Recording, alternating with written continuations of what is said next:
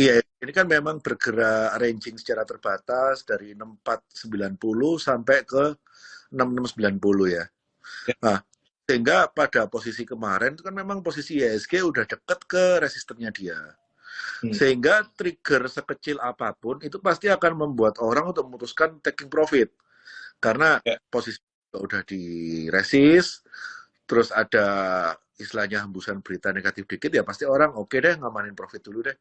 Toh ini juga belum ada katalis untuk melanjutkan kenaikan, kan seperti itu.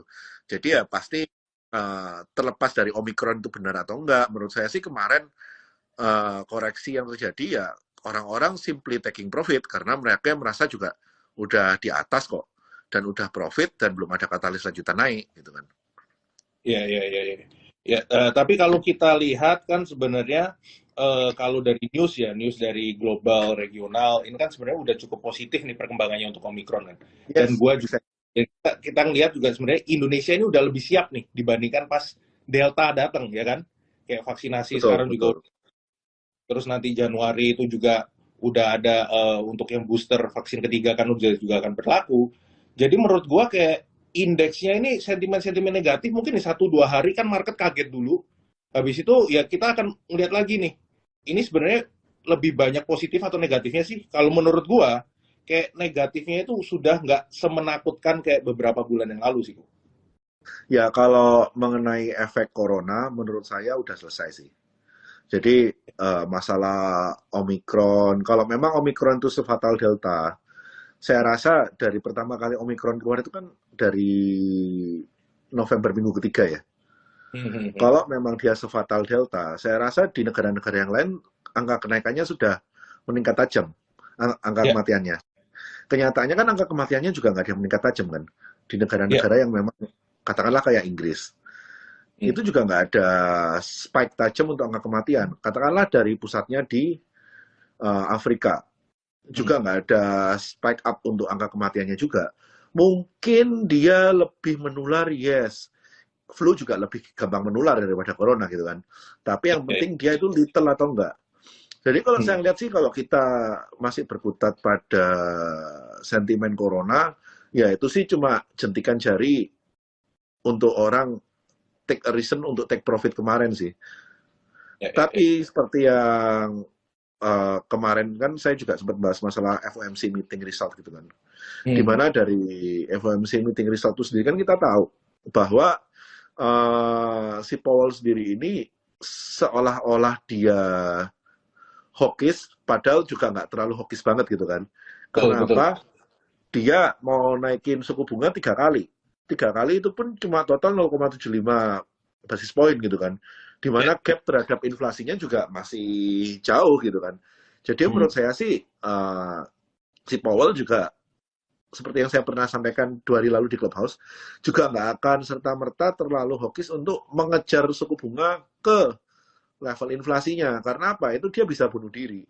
Ketika dia Ya, terlalu menaikkan suku bunga terlalu berlebihan, likuiditas di ekonomi real pasti akan kesedot. ya, ya. Nah, kalau ekonomi realnya kesedot, semakin nggak ada growth, itu stagflasinya dia semakin parah.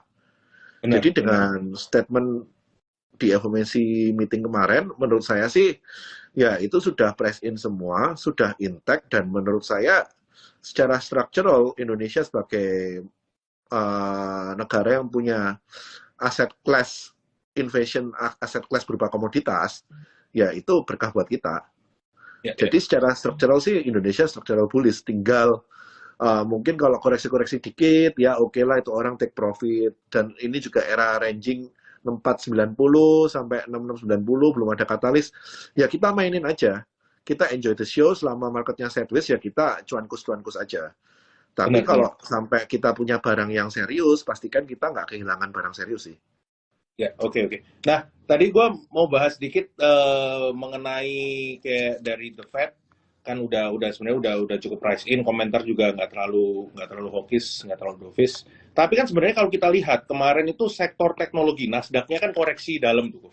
Jadi kan Yes, selalu kayak tiap kali mau ada rencana tapering, kenaikan suku bunga, yield naik, yang selalu kena kan sebenarnya sektor teknologi. Mungkin Bro Bernard bisa sedikit jelasin nih. Sebenarnya korelasinya apa nih? Mungkin teman-teman banyak yang penasaran. gini, selama ini kan kenapa sektor tech itu juga punya korelasi dengan suku bunga. Gampangannya gini, kalau suku bunga naik, berarti uang itu lebih berharga. Ya, Orang nggak akan serta-merta menspekulasikan uangnya untuk masuk ke emiten-emiten yang berbau startup yang memiliki resiko lebih gede gitu kan. ya, Tapi ketika lu punya duit, lu nggak dihargai duitnya dengan suku bunga yang begitu rendah, orang sih pasti akan cenderung, oh oke, I think I'll betting on the something new that will give me some result gitu kan. Ya akhirnya kan ya. mereka easy money, kita ngomongnya era easy money gitu kan. 2020-2021 kan era easy money. Nah, di mana era easy money ini kan pasti nggak akan selamanya. Ketika suku bunga naik, orang pasti akan lebih selektif mengenai sektor mana yang lebih patut untuk diberikan money flow gitu kan. Dan jangan lupa selama 2020 dan 2021 ini kan mereka udah memberikan easy money. Berikutnya mereka pasti akan demand result lu mana gitu kan. Jadi all tech company yang udah dapat inflow kemarin, selama dia nggak bisa improve dia punya result, dia nggak bisa show dia punya result, ya eventually pasti akan terjadi outflow dari emiten tersebut. Apalagi didukung dengan adanya suku bunga naik, kayak gitu sih. Jadi korelasinya lebih ke arah easy money sih, suku Oke, oke, bunga dengan samtek, oke. Nah, kayak gitu sih. ngomongin ya, saya kan sebenarnya benar-benar kayak yang Bro Bernard bilang ya. Jadi kayak tahun ini semuanya kan udah memaparkan nih, oh rencananya company gue akan melakukan ini, company gue akan ekspansi ke Yeah. sini. Tahun depan adalah tahun pembuktian berarti ya Bro ya. Yes, yes. We are no longer buying the story, we looking for the numbers, gitu kan. Jadi bahasa kerennya kayak gitu. Kita udah dapat ceritanya udah oke lah. Kita udah buying the idea, kita udah oh ya aku percaya prospekmu seperti ini, seperti ini, seperti ini. Then what next gitu kan. Ya, ya. Oke, oke. Ya. Sebelum kita lanjut, kita coba lihat market dulu nih Bro. Kan baru open ya. Oke. Yes. Market open IHSG.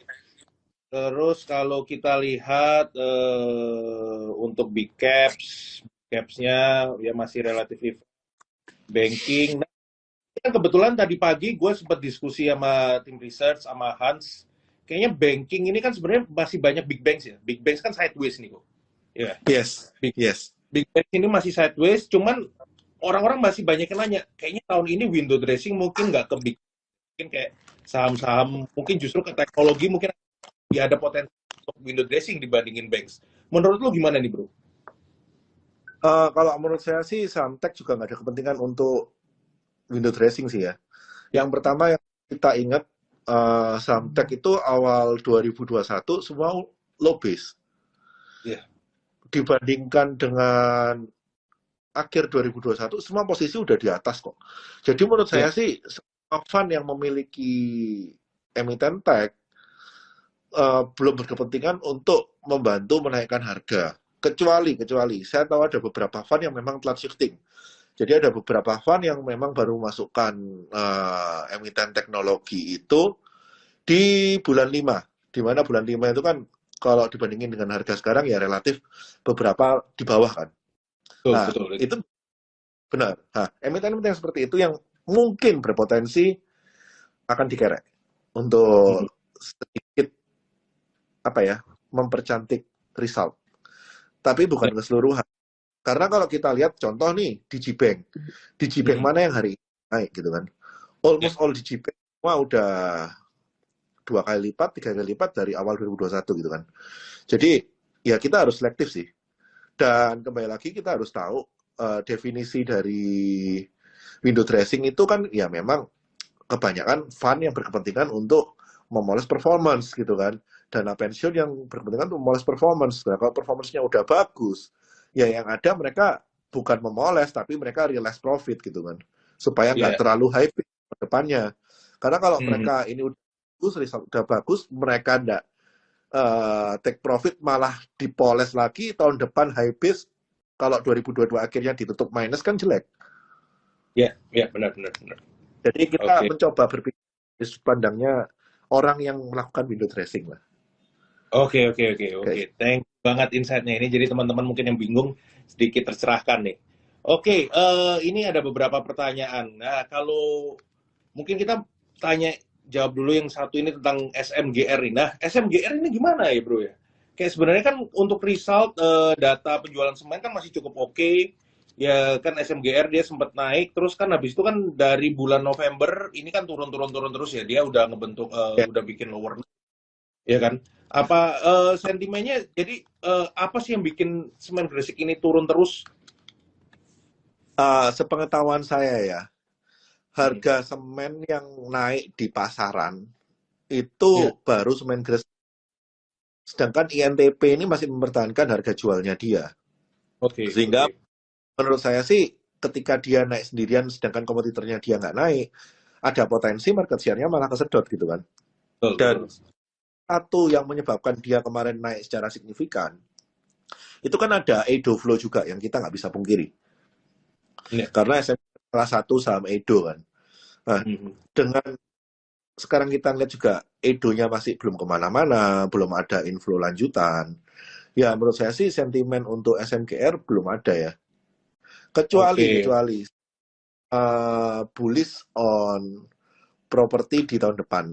Salah satu sektoral oke, yang oke. saya bullish itu ya otomatis kalau propertinya bullish segala bisnis turunannya, masalah big banks yang punya KPR gede, masalah construction bahan bangunan seperti semen kayak gitu pasti akan kekerek juga. Tapi terus Ya, terang saya pribadi saya dibandingkan SMGR-nya, saya lebih prefer ke INTP-nya. oke, oke, oke. Ya, Nah, INTP INTP, ya. bagi saya ini tuh kayak ITMG-nya gold. Jadi Oke. kayak ITMG ya kita nyarinya INTP gitu kan. Iya, iya, iya. Ya kalau kita lihat secara teknikal ya INTP jauh lebih menarik lah sekarang karena Iya, SMGR ini udah ngebentuk perlu kan. Udah kayak benar. eh Kalau kita mau kejar SMGR sekarang, sebentar saya coba. Memang ini udah berada di kemarin habis nge-break support lagi kan, support iya, iya, kuatnya tuh benar. di break juga gitu kan. Ya menurut saya sih nunggu sampai banjir bandangnya reda sih. Iya, iya, iya. Kalau kalau mau coba masuk sekarang ya kayak nangkep pisau jatuh sih ya teman-teman, masih jadi jangan jangan Iya, dulu lah. Mending kalau ngeliatin semen justru baru mau masuk semen ya di NTP itu masih jauh lebih oke.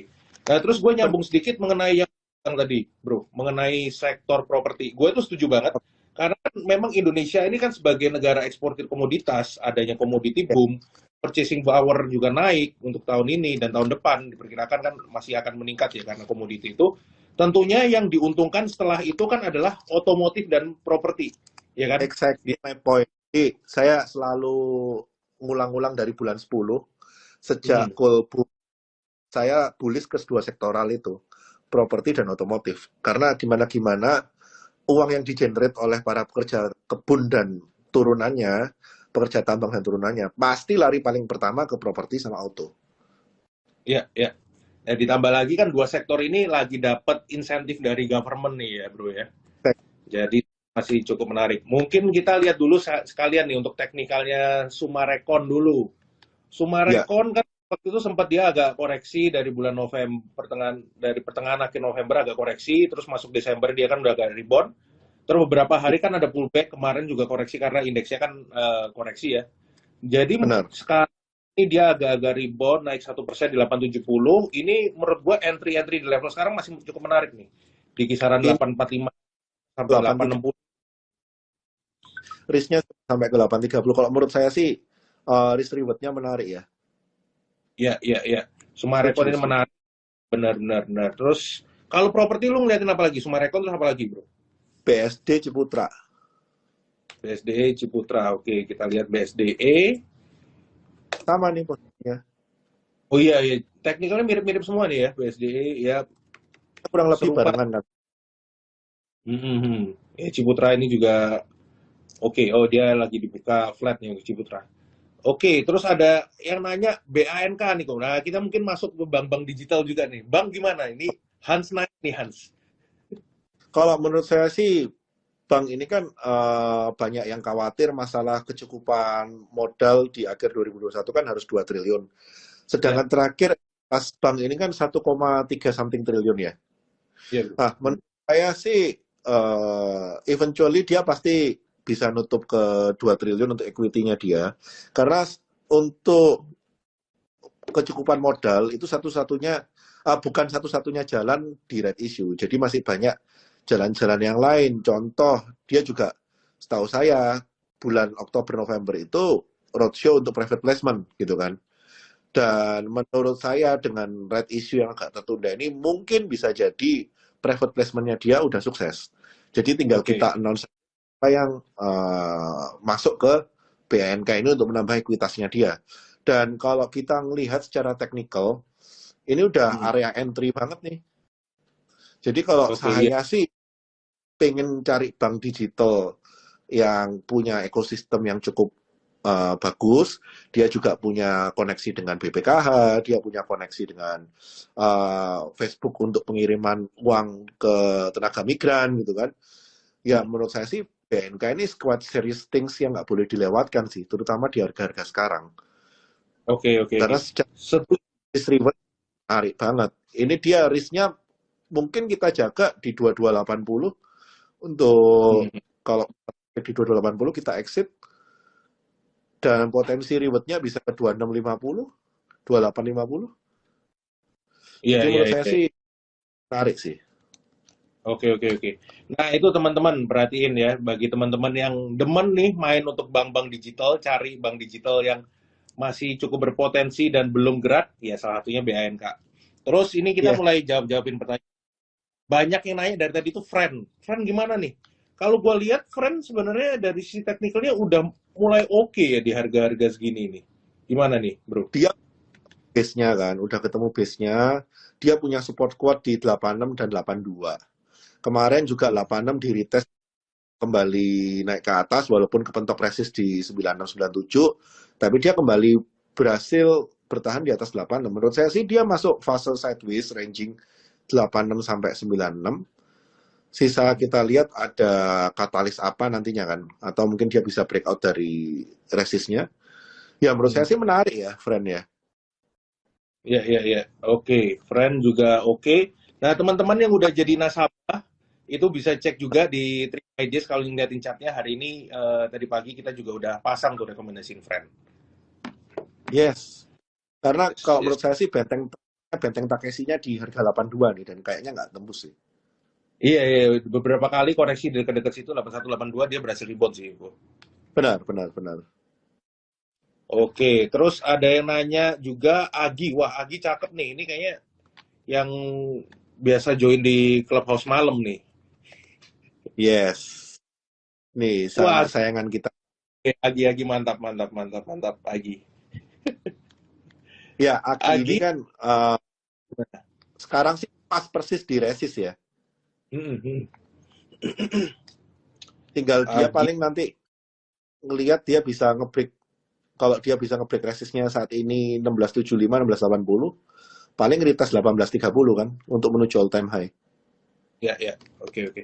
Ya untuk Agi ya, tadi pagi kan di Terima Ideas kita juga sempat rekomendasiin ada 4 saham, yaitu BNI, tadi kan Big Cap sudah kita bahas, ada Friend, ada Agi. Agi sebenarnya ini lanjutan dari Clubhouse kemarin siang ya kita sempat bahas, habis itu dan IRA. Agi ini mungkin sebenarnya menarik kalau teman-teman yang masih agak lupa, pas COVID Delta kemarin, kan penjualan oksigennya dia itu kan naik signifikan ya bro ya. Ya jadi kan Betul. dia memang earningsnya bagus karena itu. Terus pas COVID-nya udah mulai turun, dia udah bilang, oh kalau gitu nanti untuk yang waktu itu kita fokus ke oksigen, kita mulai alihin ke industri. Di mana timingnya kan pas masuk kuartal keempat, Benar. industri udah mulai up, jadi dia setelah mendapatkan keuntungan dari penjualan oksigen untuk COVID, ini sekarang mulai masuknya fokusnya ke industri lagi nih. Jadi menurut gua oke nih lagi. Sebetulnya menurut saya gini, oksigen Hmm. ini kan memang gas industri juga kan, gas industri, gas Ya. medis. Di mana Hmm. itu dua cycle yang saat ini lagi berlawanan kan. Dan Ya, Agi bisa masuk banyak. iya, iya, iya itu. Nah, terus Jadi kalau dia kita gimana gimana? dia nggak kena cycle-nya lah. Iya, Industrinya iya, iya. jelek, gitu kan, rumah sakitnya pullback, industrinya udah recover gitu kan. Ya, Sama nice. ada satu saham lagi yang cantik, Apa nih? Apa nih? BRN. Waduh, nah nih, coba ceritain gimana nih bro? Kemarin kan sempet tuh turun drastis kan dari 129, begitu pengumuman red issue dia di bawah, orang pada panik untuk jualan kan. Itu kan Hmm, memang dia punya support kuat ada dua tuh, 118 sama 108 sampai 110. Kemarin ya, sih saya juga sempat rekomend buy untuk nangkep di posisi 110 sampai 111 karena saya ngelihat waktu kemarin kan ARB-nya juga kuat ketahan sampai hmm, terakhir juga ditutup di 111 juga. Jadi menurut saya sentimen masalah red issue-nya dia yang di 70 itu sepertinya orang-orang ada yang panik dan dimanfaatin sama market maker untuk nge-short barang gitu kan. ya, Karena ya, apa? Kalau kita lihat sebetulnya pengumuman red issue-nya dia itu dari bulan Agustus. betul, betul. Jadi dia nggak ada alasan untuk shock sih. Iya, iya. Dan kalau kita ngelihat itu dimanfaatin banget sama market makernya. Lu panik nggak apa-apa, tambah di markdown juga sama market makernya kan. Jadi Iya, iya, menurut iya. saya sih ya kemarin tuh posisi entry yang paling bagus dan posisi entry yang menurut saya nggak bisa untuk dilewatkan gitu kan. Oke, oke, BRMS, Yang mau menarik, menarik. nawar di bawah ya I'm sorry goodbye gitu kan. Wah, saya masih. Ini salah satu topik yang sangat menarik nih untuk hari ini, yaitu BRMS. Yes. Ada yang nanya AMRT. AMRT ini sebenarnya waktu itu sempat ada berita ya. Jadi yang berita cukup positif, tapi memang sahamnya kan ya agak berat nih. Belum ada bisa bisa menguat ya. Kan sebenarnya kan dia diuntungkan dengan adanya kayak kebijakan baru dari pemerintah soal kayak yang perusahaan retail modern mengenai untuk nanti pembukaan gerai baru kan ada peraturan itu dilonggarkan jadi kayak lebih menarik nih sebenarnya tapi harga sahamnya belum kemana-mana jadi menurut lo worth untuk masuk sekarang atau tunggu dulu AMRT? Kalau saya sih ngelihatnya ini sideways-nya bau-bau cuan ya. Ini udah dijaga Woi, di range harga 1160 sampai 1200 ini dijaga dari 26 November. 3 minggu. 3 minggu dengan oke. harga ini volume juga udah mulai mengecil gitu kan. Saya sih kok Eh, bau-bau ini nitip sandal cakep sih. oke, oke, ya, ya, menarik, menarik, menarik. Ingat Ya, ya, ya. dia satu bisnis baru ke depannya Hmm, hmm. sebagai pengisian baterai, depo tukar baterai ya. Ya, Di mana ya. kedepannya yang paling jalan duluan kan pasti motor listrik dibandingkan mobil listrik. Hmm, hmm, hmm. Nah, motor listrik itu kan pasti yang make juga kemungkinan middle low. Middle Ya, low di mana yang mungkin kita nggak ngerasain, tapi kalau kalian di luar Jawa, di Sulawesi, di pedalaman itu cari BBM itu susah. ya. Mungkin lebih gampang bagi mereka untuk naik mobil listrik, apalagi naik motor listrik, apalagi kalau misalkan ada Alfamart terdekat yang bisa tukar baterai gitu kan. Ya, ya, ya, ya, ya. Jadi menurut Oke, saya oke. sih itu salah satu lini bisnis baru yang menurut saya sangat menarik sih. Oke, oke, oke, oke. Kayak gitu. Ya, menarik, menarik. Itu teman-teman kalau yang demen untuk akumulasi lagi sideways, AMRT bisa jadi salah satu Ya, opsi itu. tapi kalau yang hobinya nabrak-nabrak langsung moncrot ya nggak cocok ya. Iya, Ini hobinya mancing ini, sabar. iya, benar, benar, benar, bro. Benar, bro. Harus Ini kuat terus, iman. iya, harus kuat iman. MTDL, ada yang nanya nih, MTDL gimana nih? Oke. Coba Metro kita Data lihat. menurut saya secara bisnis dia ini kan hybrid sebetulnya kan. Mau dibilang tech di layarnya tech, mau dibilang old economy ya dia memang masih jualannya old economy juga kan. Cuma Hmm, kebetulan hmm. komoditas. Secara valuasi sih menurut saya juga kalau posisi sekarang tanpa ada katalis tambahan di harga sekarang sih menurut saya udah cukup price in secara Ya, valuasi. hmm. Dan kalau untuk entry di posisi sekarang sih saya terlalu beresiko ya. Ya, Risk rewardnya nggak. ya, ya, benar, benar. Oke, Uh, ya ini lewat 9.15 kita coba lihat lagi market ya. Untuk marketnya sendiri IHSG masih di sini-sini aja minus 0,2%. Asing pagi ini masih net sell kecil, nggak terlalu signifikan. Untuk big banks ini relatively mix ya, BCA hijau, BRI Mandiri agak merah, net asing itu net buy di BCA, net sell-nya ada paling gede di BRI. Nah, untuk hari ini dan mungkin 1 minggu ke depan nih Bro Bernard, apa yang teman-teman mesti lihat ini? Iya, kalau menurut saya sih Digibank itu menurut saya udah agak pullback ya. Jadi kalau yang punya Digibank terutama di harga bawah, ada bagusnya untuk realize profit. Memang ada beberapa Digibank yang belum jalan, cuma kemarin juga Akris itu break 180, jadi bagi saya ya udah saya mendingan keluar dulu untuk cari posisi entry lagi, karena Akris ini kan mau menuju red issue di bulan Januari juga ya. Terus kalau mau diperhatikan, ini sih saya lagi ngeliatin terus terang logistik sih. Logistik, oke, logistik, oke. Ini saya sih masih ngeliatin beberapa emiten logistik yang kayaknya berpotensi untuk dipancing juga. Oke, yang kayaknya berpotensi dipancing ya. Teman-teman Iya, coba cek ada apa aja. Salah satunya gua kasih nama IMJS salah satunya. Itu ada di IS, situ. Terus kalau logistik-logistik lain ada Jaya, yang misalnya kayak kecil-kecil ada WH gitu kan. Nah, ini yang mini-mini logistik ini menurut saya ya, sih ya, ya. the next hype thing kayak Digibank sih pada waktunya. Oke, oke, oke, oke. Ya, ya, bagi teman-teman yang cari ide-ide trading. Oke, Iya, terus sebelum kita coba jawabin 1 2 pertanyaan lagi. Oh, dan tadi banyak yang beberapa yang nanyain Pegas. Kalau Aginya ini kan menarik ya. Kalau Pegas ini kan dia masih sideways ya. Sidewaysnya lumayan lama nih. Karena mungkin gue lihat kayak yang Ko Bernard dari Bro Bernard bilang tadi, kalau Agi ini kan benefiting dari kayak oksigen untuk kesehatan, untuk industri juga dapat. Kalau Pegas ini kan memang ya fokusnya di industri gas dan industri. ya iya. Jadi Dan gimana menurut view saya lu? udah press in sih menurut saya. Jadi kalau boleh dibilang katalisnya lagi apa? Kalau kemarin kan kita melihat kenaikannya dia sampai ke 1.600 sempat tertinggi. Yang pertama dia dapat restitusi pajak, dia menang sengketa pajaknya. Yang Hmm. kedua, dia juga udah mulai menggeliat, dia juga penjualan udah cukup membaik. Tapi ingat, di laporan keuangan terakhir labanya naik signifikan, itu salah satunya karena restitusi pajak. Ya, betul. Kalau saya melihat Pegas ini tetap punya satu kelemahan. Dia ini kan gas trader ya, gas trader, di Hmm. mana harga jualnya dia kan di cap pemerintah. Dengan harga beli gasnya yang kemarin. Bentar, sorry kok. Lu agak putus-putus tadi. Ya, oke. Nah, udah.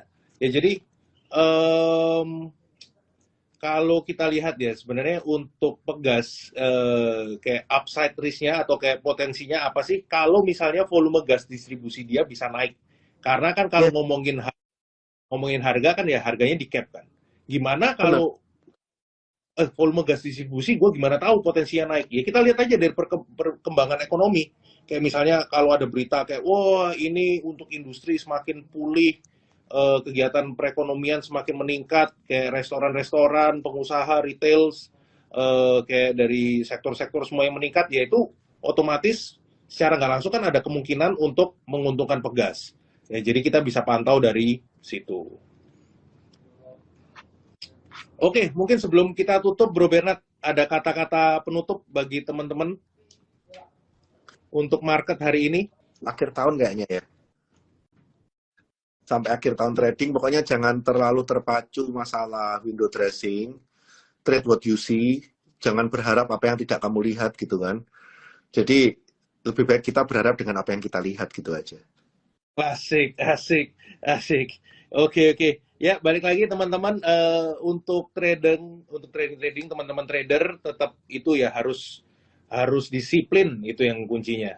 Nah, teman-teman juga jangan lupa untuk follow Instagramnya Bro Bernard ini di Bernard88 biar nggak ketinggalan update-update dia ada di Clubhouse, di Instagram Dan juga jangan lupa follow Instagramnya Trimegah Sekuritas. Nanti kalau untuk event-event lainnya kita akan sering nih ada kerjasama dan event-event menarik bareng Bro Bernard. Thank you bro, thank you teman-teman semua. Thank you teman-teman.